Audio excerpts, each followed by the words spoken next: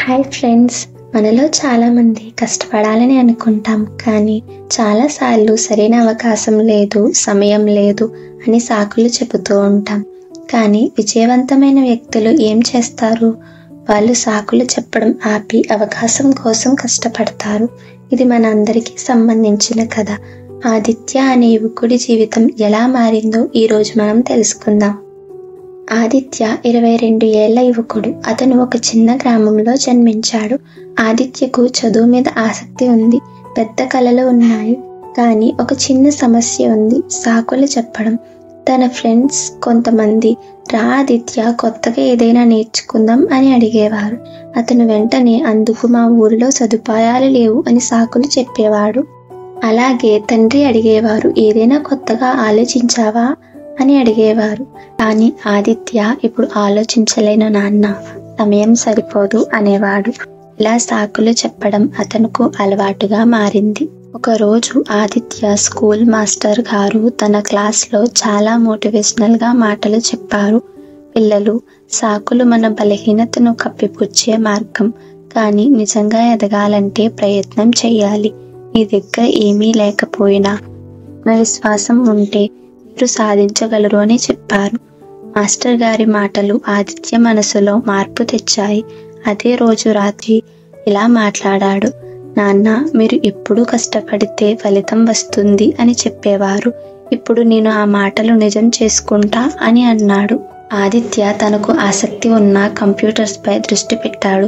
తన గ్రామంలో ఉన్న చిన్న లైబ్రరీలో పుస్తకాలు చదవడం ప్రారంభించాడు.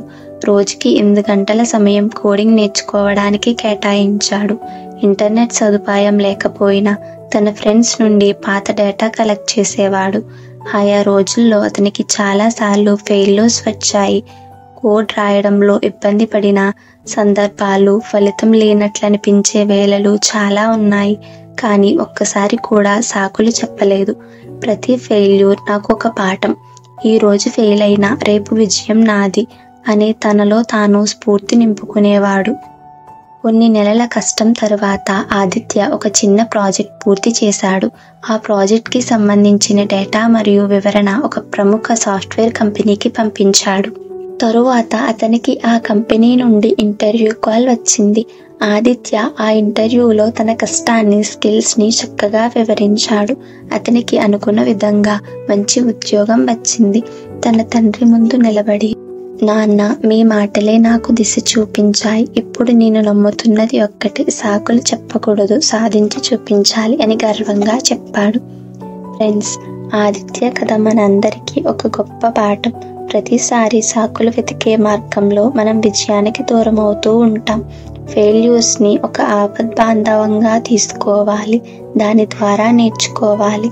మీరు శ్రమ పడితే సక్రమైన ఫలితాలు రావడం ఖాయం. మొత్తానికి చెప్పాలంటే సాకులు చెప్పడం ఆపి కష్టాన్ని మొదలుపెట్టండి. విజయం మీ ముందుంటుంది. మీకు ఈ కథ నచ్చిందా?